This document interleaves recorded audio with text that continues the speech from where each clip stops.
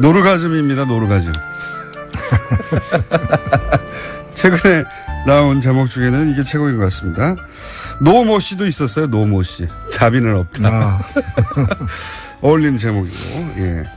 노인과 바다를 거쳐 최근에 노르가즘이 왜냐면 이 코너는 시작만 하면 제목이 오거든요. 예. 묻지도 않았는데. 노회찬 정의당 원내대표 나오셨습니다. 안녕하십니까. 네, 안녕하세요. 사건이 팡팡 터지고 있습니다. 최근에 논평하신 만한 사건이. 네. 큰 사건, 어제 터졌죠. 국민의당. 예, 예. 어떻게 보십니까, 이 사안? 글쎄요, 이게 뭐 깜짝 놀랄 만한 사건이죠. 이런 이걸 만일 당시에 판세가 박빙이었다면은 이거 하나로 선거 결과가 바뀔 수도 있는. 그렇죠. 역사가 바뀔 수도 있고 국가의 운명이 달라질 수도 있는 이 엄청난 일을, 누가 했다라는 것 자체가 믿기 힘든 지금 상황이에요. 그리고 이날이 안철수 후보가 뚜벅이 유세를 시작한 바로 다음 그렇죠. 날인 5월 5일이었다고 이제 네. 발표가 됐는데요. 그리고 이상한 점이 한두 가지가 아니에요. 이상한 점이. 세 가지만 말씀해 주세요, 그러면. 한 가지만 말씀드리죠. 예. 이게 국민의당 발표를 믿고 싶은데 그게 사실이라면은 예. 어제 비상대책위원장이 이걸 국민에게 대사과 성명 발표하듯이 얘기하는 게 예. 아니거든요. 국민의당 발표가 사실이라면 예. 이유미 씨가 나와가지고 예. 제가 당을 속였습니다. 국민도 속였습니다. 당에도 해를 끼쳤고 국민에게도 해를 끼쳤고 내가 잘못했습니다. 예. 이렇게 얘기해야 정상이거든요. 근데 예. 그 사람이 그렇게 안 하고 있다는 거예요. 지금 그 사람은 그분은 당이 지시를 해서, 예. 당의 누군가가 지시해서 했다고 예. 얘기하고 있지 않습니까? 근데 당이 나를 보호해 주지 않고 있다. 예. 케어해 주지 않고 있다. 이 얘기이기 때문에 일단 이유미 씨의 진술과 당에서 발표한 내용 어느 것이 사실인가를 검찰 수사를 통해서 규명돼야 될 부분이다 이렇게 봅니다. 저는 한 가지, 그러니까 지금 상황으로 보자면 이유미 씨 본인과 동생 분이 그 상황을 가지고 연기를 해서 녹음을 하고 그걸 제보자의 것인 양 제출했다는 거 아닙니까? 저는 여기서 납득이 안 가는 부분이 뭐냐면 이제 저도 제보를 많이 받아왔고 대표님도 제보 같은 거 보셨겠지만 네. 제보는 이 음성 변조가 돼서 오는 게 아니에요. 제보는 그냥 생목소리로 오는 겁니다. 네. 그게 제보죠. 예. 당사자나 당사자의 관계자가. 그런데 음성 변조가 되지 않은 목소리를 들었을 거 아니에요, 처음에. 네. 그럼 당연히 이유미 씨 목소리를 알아야죠. 그것부터 이상하지 않습니까? 그 검증을 했다고 그러는데 네. 그 검증한 사람들이 누구인지 어떻게 검증했는지도 다 국민의당이 스스로 밝혀야 될 것 같아요. 제보가 처음부터 음성 변조가 되어 왔다면 믿을 수가 없는 거거든요. 예. 이게 누구의 목소리인지도 모르고 처음부터 음성 변조됐는데 어떻게 믿겠냐고 하는 게 정상적인 반응인데 그리고 통상 제보라는 건 당사자나 당사자 가까운 사람이 주는 거라서 그냥 생목소리로 와요. 그걸 나중에 당이 보고 이게 근거가 있다, 믿을 만하다 싶으면 나중에 신변 보호를 위해서 음성 변조를 하거나 방송에 제공할 때 하는 거지 제보자가 스스로 음성 변조를 한 다음에 보내주지는 않아요. 그럼 제보 신뢰성이 떨어지기 때문에. 그러니까. 예, 그렇게 한가한 제보자도 없죠. 제보라는 건 굉장히 제보 당사자도 떨리면서 하는 거거든요. 예. 근데 그러면 당연히 그 제보를 들고 온 그 당사자의 목소리가 거기 들어있으니 처음 들었던 국민의당 관계자는 그걸 알았어야 되는 거죠. 당연히. 저는 그 대목이 납득이 잘 안 갑니다. 이게 사안의 어떤 폭발성에 비춰보자면은 대선 나흘 전에 이런 제보가 있었다면은 그리고 또 그것을 신뢰했다면은 이 정부는 가장 높은 지위에 있는 사람에게까지 보고가 될 수밖에 없는 저도 그렇게 생각합니다. 그런 사안이죠. 네. 그걸 실무자끼리 알아서 야 이거 한번 까자 이렇게 해야 될 문제가 전혀 아니라는 그러니까요. 거죠. 이거 정당의 구조상 판이 뒤집어지는 부분인데. 그러니까요. 이게 만약에 잘못됐을 경우에 역풍이 어마어마한데 예. 그거를 정치 지망생 총선 출마를 하고 예비 후였다고 하니까 정치 지망생 지금 최고위원이라는 분도 결국은 영입된 정치 지망생이거든요. 그렇죠. 청년. 예, 영입 1호였죠. 인재 영입 1호. 그렇죠. 예. 30대 정치 지망생 두 사람이 혹은 한 사람이 말이 안 되죠. 알아서 했다는 거. 그렇죠. 이거는 그 옆에 그 전문가들 지금 안 나타나고 있는 오랜 이제 그 당 활동의 경험을 갖고 있고 선거를 오랫동안 해본 지휘해본 이런 폭발물을 오래 다뤄본 전문가들이 있는 거죠. 그냥 길가 가다가 불발탄 하나 주워 왔다 그래가지고 알아서 그냥 터뜨리고 이러지는 않죠. 정당 내, 뭐 국민의당 내에도 대선을 몇 번이나 치러본 분들이 있거든요.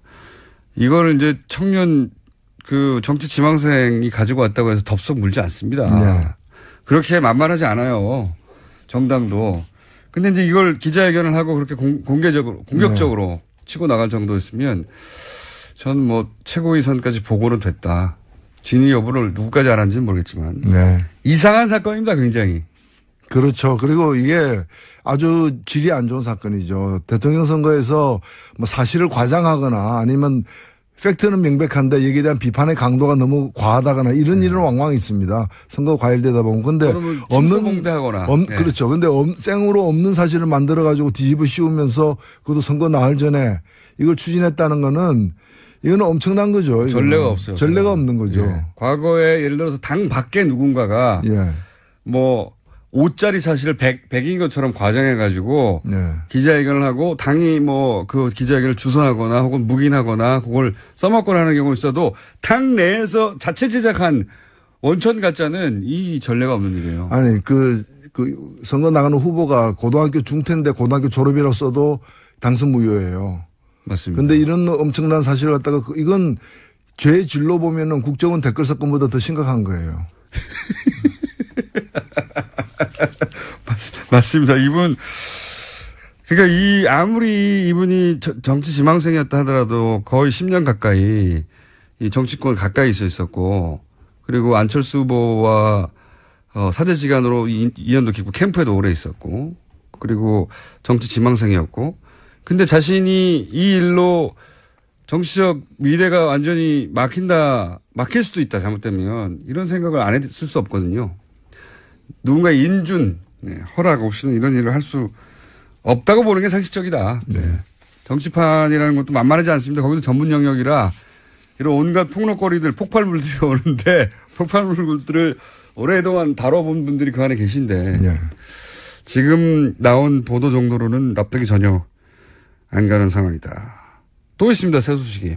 이해운 의원이 당대표로 선출됐어요. 바른정당에. 오래간만에 그 정상적인 보수가 보수의 정상에 올랐다. 이렇게 생각되고요. 정상적인 보수가 보수의 정상에 올랐다? 지금 또 뭐 다른 한편으로는 가장 비정상적인 보수가 또 이 보수연 하는 정당의 정상에 오르려고도 하고 있는데. 홍준표 후보요? 그렇죠. 여하튼 저는 뭐 이혜훈 후보의 당선을 진심으로 축하드리고 저도 뭐 오랫동안 그 인연이 많고. 가까이서 보셨었습니까? 그렇습니다. 가까이서 봤고, 그리고 정말 우리나라에 굉장히 드문 그 정치하는 사람들 중에서 굉장히 드문 영역이 진정한 보수거든요. 가짜 보수는 넘쳐 흐르는데 뭐 유승민 그 전 후보도 그랬지만은 좀 진정한 보수에 속하는 그런 분들이에요. 그래서 이런 분들이 점점 더 힘을 얻어서 보수를 다시 세워야 됩니다. 그러니까 이미 그 낡은 보수, 그 보수라고 보기 힘든 극우 반동, 그런 수구 세력들을 뭐 세탁을 하거나 또는 뭐 어떻게 그 분해가 재조립한다거나 어떤 방법으로도 그거는 다시 보수를 재생하는 게 불가능하거든요. 이런 분들이 좀 새롭게 보수를 갖다가 중흥하는 역할을 해서 건강한 보수를 만들기 바랍니다. 자유한국당에서 만약에 지금 이제 인지도에서 앞서는 건 사실이니까 홍준표 후보가 만약에 당대표가 됐다. 100%죠. 불행해도 100%입니다.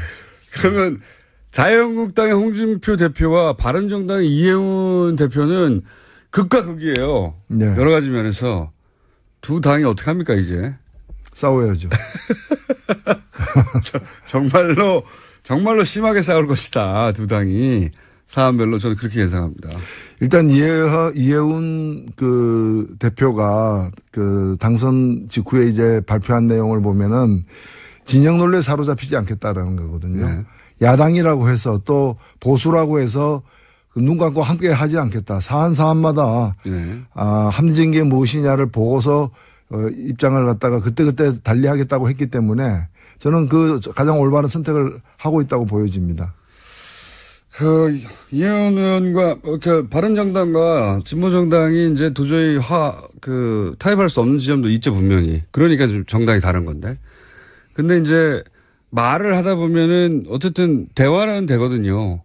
합리적인 대화는 되거든요. 그렇죠. 이건 우리가 철학과 다르기 때문에 무슨 얘기인지 알겠지만 우리는 동의할 수 없다. 이렇게 되는 거거든요. 예, 일단 뭐 안보는 보수, 경제는 뭐 개혁 이렇게 그 입장을 취하고 있기 때문에 안보와 관련해서는 입장이 다를 거예요. 다만. 예, 특히 사드 관련해서는. 이제 이혜훈 대표 같은 분의 이제 특징이 뭔가 하면은 안보를 얘기하면서도 그러나 종북은 안보가 아니다. 종북몰이는. 예. 그건 선을 긋거든요. 빨갱이 몰이는 하지 않는다. 예. 예. 그런 점에서 보면은 뭐 대화가 가능한 여지가 많다고 봅니다. 근데 이제 박지원 의원이 오늘 오전에 인터뷰를 했나 봐요. 네. 인터뷰를 했는데 이 방금 전 소위 이제 녹취 조작 사건에 대해서 네. 특검을 해서 누가 책임이 있는지 국민의당 내부에 자세히 밝히자. 동시에 문준영 씨 사건도 이번에 같이 밝히자. 아주 대단한 분입니다. 예. 정치적 해법을 그렇게 내놨어요. 예, 어떤 그 생각으로 그렇게 말씀하셨는지는 모르겠는데 지금 특검이란 거는 검찰이 제대로 수사할 가능성이 없을 때 특검을 하는 건데 지금 명백히 드러난 것은 증거를 완전히 조작해 가지고 이 채용 비리가 있는 양 뒤집어 씌운 거 혐의인데 이게 특검할 필요가 뭐가 있어요. 내버려둬도 수사를 할 것 같은데. 예.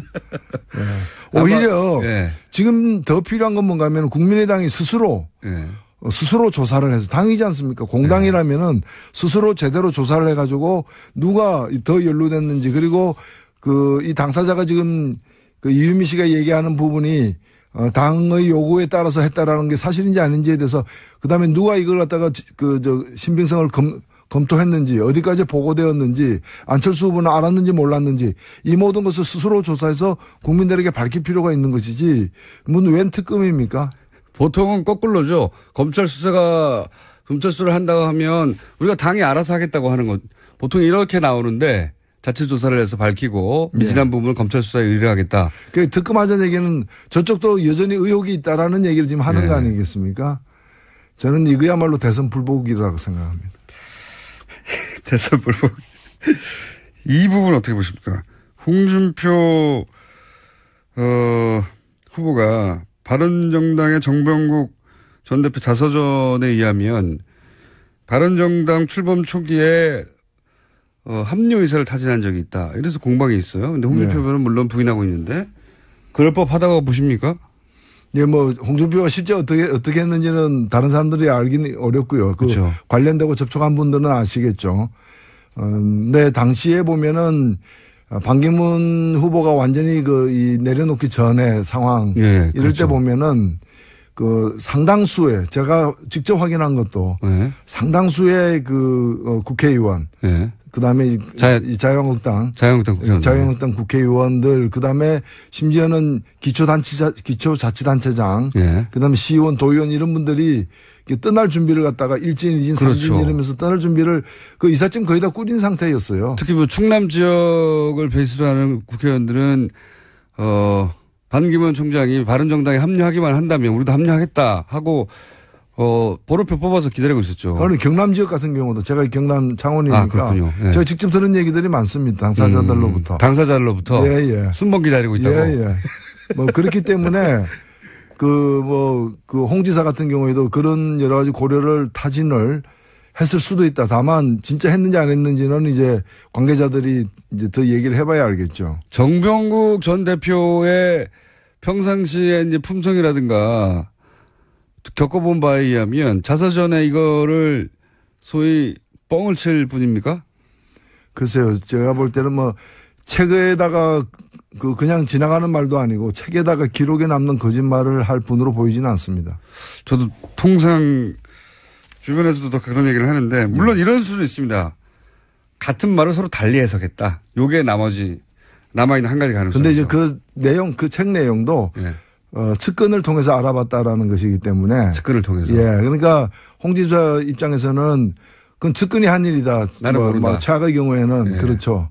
측근이 아니고 나는 모른다. 나는 측근이 아니다. 뭐 그런 거겠죠. 나는 측근이 아니다. 아무 다른 말인데 빵 터졌습니다. 그렇죠. 나는 측근이 아니죠. 나는 측근이 아니다. 이거 어떻게 보세요? 어제 한승희 국세청장 후보자 인사청문회에서 그런 얘기가 나왔어요. 송영길 의원, 박영선 의원을 통해서 아직은 국세청이 공식적으로 확인해 주지 않고 있는데 역외 탈세 예. 5천억 이거 들어보셨습니까? 예, 지금 그런 보도가 되는 건 봤습니다. 예, 예. 요거 상당히 중요한 사건 아닙니까? 예, 그렇죠. 사실은 뭐 무궁무진한 아직까지 이제 제대로 탐사도 못 해본 예. 그런 앞으로 조사, 수사 여러 가지 이런 것들이 필요한 대목이라고 봅니다. 어제 나온 질문의 내용만으로 보자면, 질의의 내용만으로 보자면, 역외 탈세를 자진 신고하면 문제 삼지 않는다 정도의 네. 일이 있었고, 그 과정에서 삼성 쪽에서 5천억 정도를 역외 탈세했던 것을 신고했고, 뭐 이런 이야기거든요. 그런 사실이 있습니까? 했는데 이제 제대로 답변이 안 되고 넘어갔는데, 만약에 그런 사실이 있었다고 치면 그럼 비자금을 합법화해 주는 창구로 국세청을 쓴 거 아닙니까? 이게 국세청 단독으로 해줄 수 있는 사안입니까? 그렇죠. 사실 뭐 비자금 전체를 다 그런 방법으로 세탁하지는 못할 거예요. 왜냐하면 네. 그것도 예. 신고하면은 이제 그 면제 준다고 얘기는 했지만 신고하는 수가 너무 커버리면은 그게 또 이제 큰 문제가 되죠. 그 국세청이 스스로 감당하고 넘어갈 문제가 아니게 되는 거죠. 그 정도 액수면은 그래서 이제 의혹 제기의 밑바탕에는 당신은 이제 최순실 정유라 지원 건으로 삼성과 그 청와대 간에 딜이 있었던 거 아니냐. 자, 정유라 이런 식으로 지원해주면 우리가 예를 들어서 합병에 대해서 눈 감아주거나 도와주거나 혹은 뭐 기타 민원 사항이 있으면 해결해주고 이런 딜 속의 일부였던 게 아니냐 하는 게 의혹의 정체인 것 같아요.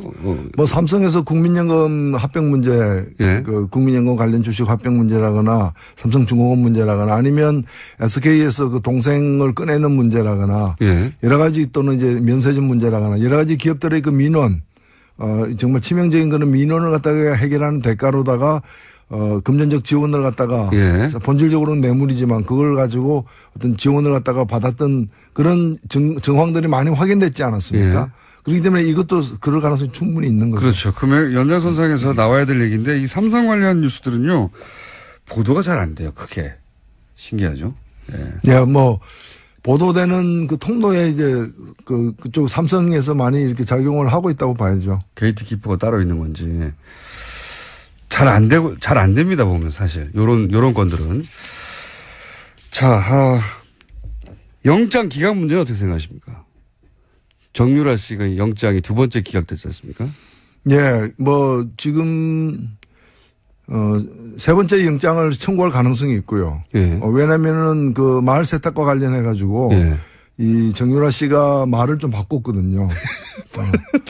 말을 바꿔서 예, 별건 따는 말인데 이렇게 막 터지는 말을 바꿨죠. 그래서 말 바꾸는 것에 관해서 말을 바꿨죠. 예, 그렇죠. 그래서 결국 이제 그 말이 이제 삼성이 뇌물로 제공한 거다라는 그 특검의 주장에 대해서 그동안에 삼성은 그렇지 않다라고 부인해 왔는데 네. 이것이 이제 그 뇌물로 규정할 수 있는 어떤 정황을 갖다가 정유라 씨가 얘기를 했어요. 어머니가 이제 한 일이다. 네. 그러니까 최순실이 작용을 해가지고 그 이미 그 삼성이 이제 준 말, 뇌물로 준 말의 이름들이 드러나니까 그 말을 다시 가져가는 방식으로 하고 전혀 딴 데서 딴 말이 오는 그렇죠. 식으로 했지만 그 블라디미르 등 말 두 마리가 결국에는 삼성 거였다라는 그 정황에 대해서 새로운 진술을 했고 새로운 진술에 대해서 정유라 씨의 변호인은 저거는 정유라 씨가 자기 의뢰인이 말 잘못한 거다. 또 이렇게 덮어버리려고 지금 하고 있는 상황이기 때문에 지금 현재 이제 계속 영장이 청구되는 부분은 뭔가 하면은 뇌물을 주고받았고 여기에 그 공모를 한 그 과정에 공모한 당사자가 정유라다. 그래서 구속돼야 된다. 이 논리거든요. 이 논리를 좀 보강하는 정황 내지 증거가 나오고 있는 상황이기 때문에 다시 검찰 측에서 3차 영장을 청구할 가능성도 있다. 이렇게 보여집니다. 근데 삼성 관련은 영장이 안 떨어져 가지고요. 그렇죠. 과거도 보면 뭐 지금 뭐 증인들도 나와가지고 아무 말도 안 자기가 다 사인까지 했던 자기 진술서를 갖다가 그 조사받은 적이 있느냐에 대해서도 말을 안 하고 있잖아요. 그러니까 이 진술을 희한한 증인들이에요.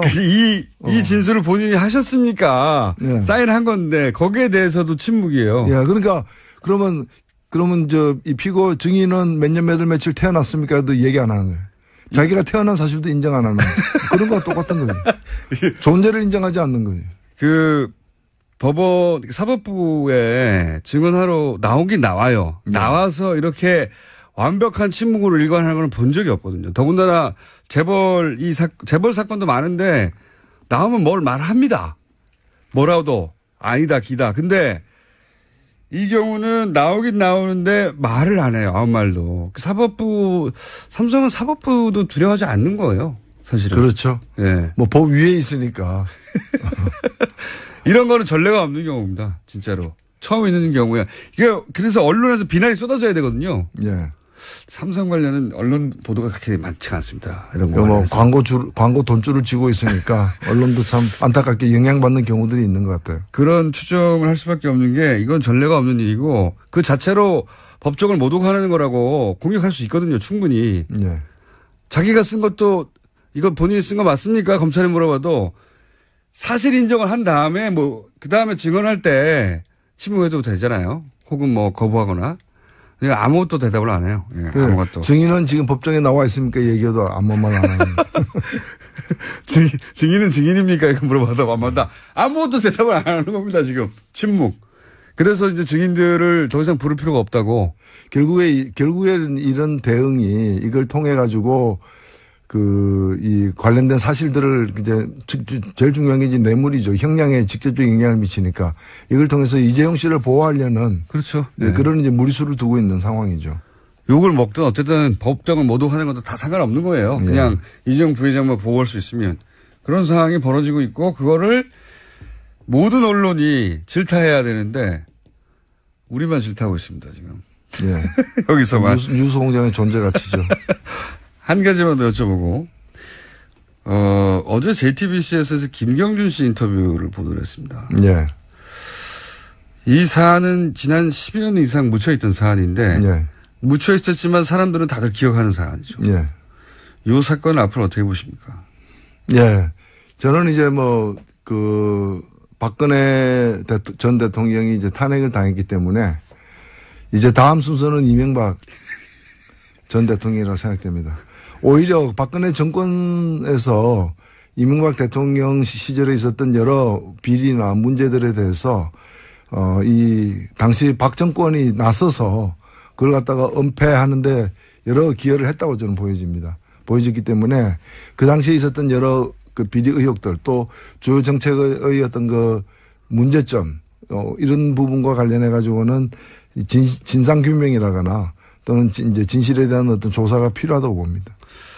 이제 첫 출발이 김경준 씨 입을 통해서 시작된 것 같아요. 네. 네. 그게 JTBC가 한 번 보도하고 말 것 같지는 않고요. 네. 앞으로 이어질 것 같고. 요 분야는, 대표님도 전문 분야 아닙니까?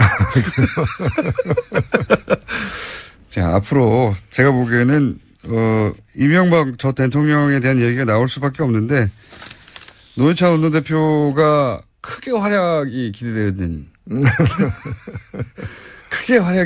분야입니다. 정의당도 당대표가 곧 선출되죠? 예, 그렇죠. 네. 누가 될 거라고 보십니까? 예, 좋은 분이 될 겁니다. 유일하게 비겁한 답변이었습니다. 자, 오늘 여기까지 하겠습니다. 예. 지금까지 정의당 노회찬 원내대표였습니다. 예, 네. 아니거든요. 국민의당 발표가 사실이라면 네. 그 이유미 씨가 나와가지고 네. 제가 당을 속였습니다. 국민도 속였습니다. 당에도 해를 끼쳤고 국민에게도 해를 끼쳤고 내가 잘못했습니다. 네. 이렇게 얘기해야 정상이거든요. 그런데 네. 그 사람이 그렇게 안 하고 있다는 거예요. 지금 그 사람은 그분은 당이 지시를 해서 네. 당의 누군가가 지시해서 했다고 네. 얘기하고 있지 않습니까? 근데 당이 나를 보호해주지 않고 있다. 네. 케어해주지 않고 있다. 이 얘기이기 때문에 일단 이유미 씨의 그 진술과 당에서 발표한 내용 어느 것이 사실인가를 검찰 수사를 통해서 규명돼야 될 부분이다 이렇게 봅니다. 저는 한 가지, 그러니까 지금 상황으로 보자면 이유미 씨 본인과 동생 분이 그 상황을 가지고 연기를 해서 녹음을 하고 그걸 제보자의 것인 양 제출했다는 거 아닙니까? 저는 여기서 납득이 안 가는 부분이 뭐냐면 이제 저도 제보를 많이 받아왔고 대표님도 제보 같은 거 보셨겠지만 예. 제보는 이 음성 변조가 돼서 오는 게 아니에요. 제보는 그냥 생목소리로 오는 겁니다. 네. 그게 제보죠. 예. 당사자나 뭐 당사자의 관계자가. 그런데 음성 변조가 되지 않은 목소리를 들었을 거 아니에요, 처음에. 네.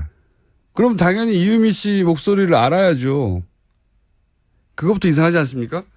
그 검증을 했다고 그러는데, 네. 그 검증한 사람들이 누구인지, 어떻게 검증했는지도 다 국민의당이 스스로 밝혀야 될 것 같아요. 제보가 처음부터 음성 변조가 되어 왔다면 믿을 수가 없는 거거든요. 예. 이게 누구의 목소리인지도 모르고 처음부터 음성 변조됐는데 어떻게 믿겠냐고 하는 게 정상적인 반응인데, 그리고 통상 제보라는 건 당사자나 당사자 가까운 사람이 주는 거라서 그냥 생목소리로 와요. 그걸 나중에 당이 보고 이게 근거가 있다, 믿을 만하다 싶으면 나중에 신변 보호를 위해서 음성 변조를 하거나 방송에 제공할 때 하는 거지, 제보자가 스스로 음성 변조를 한 다음에 보내주지는 않아요. 그럼 제보 신뢰성이 떨어지기 때문에. 그러니까. 예, 그렇게 한가한 제보자도 없죠. 제보라는 건 굉장히 제보 당사자도 떨리면서 하는 거거든요. 예. 근데 그러면 당연히 그 제보를 들고 온 그 당사자의 목소리가 거기 들어있으니 처음 들었던 국민의당 관계자는 그걸 알았어야 되는 거죠. 당연히. 저는 그 대목이 납득이 잘 안 갑니다. 이게 사안의 어떤 이제 폭발성에 비춰보자면은 대선 나흘 전에 이런 제보가 있었다면은 그리고 또 그것을 신뢰했다면은 이 정부는 가장 높은 지위에 있는 사람에게까지 보고가 될 수밖에 없는 저도 그렇게 생각합니다. 그런 사안이죠. 네. 그걸 실무자끼리 알아서 야 이거 한번 까자 뭐 이렇게 해야 될 문제가 전혀 아니라는 그러니까요. 거죠. 이거 정당의 구조상 판이 뒤집어지는 부분인데. 그러니까요. 이게 만약에 잘못됐을 경우에 역풍이 어마어마한데 노르가즘입니다. 노르가즘. 최근에 나온 제목 중에는 이게 최고인 것 같습니다. 노모 씨도 있었어요. 노모 씨. 자비는 없다. 어울리는 제목이고, 예.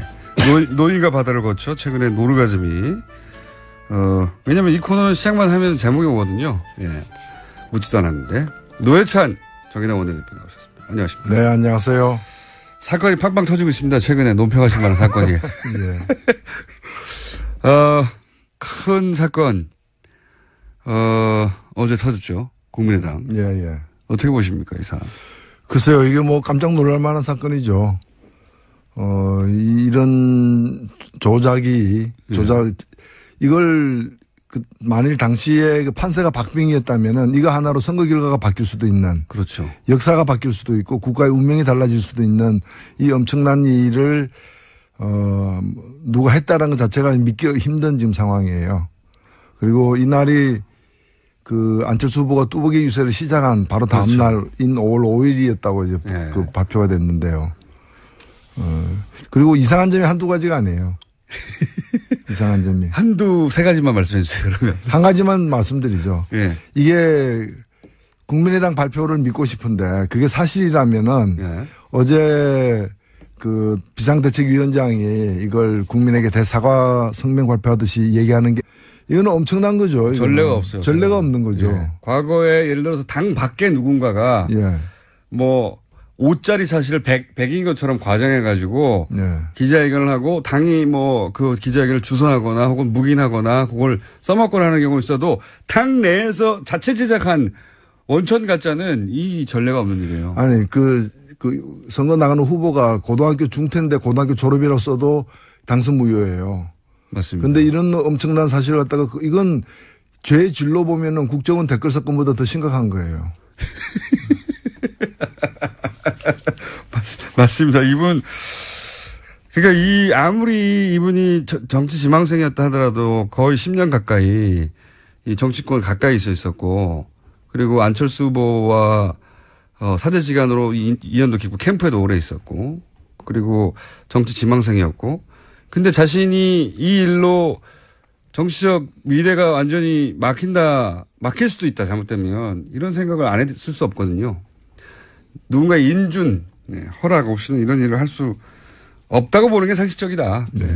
정치판이라는 것도 만만하지 않습니다. 거기도 전문 영역이라 이런 온갖 폭력거리들, 폭발물들이 오는데 폭발물들을 오랫동안 다뤄본 분들이 그 안에 계신데 네. 지금 나온 보도 정도로는 납득이 전혀 안 가는 상황이다. 또 있습니다. 새 소식이.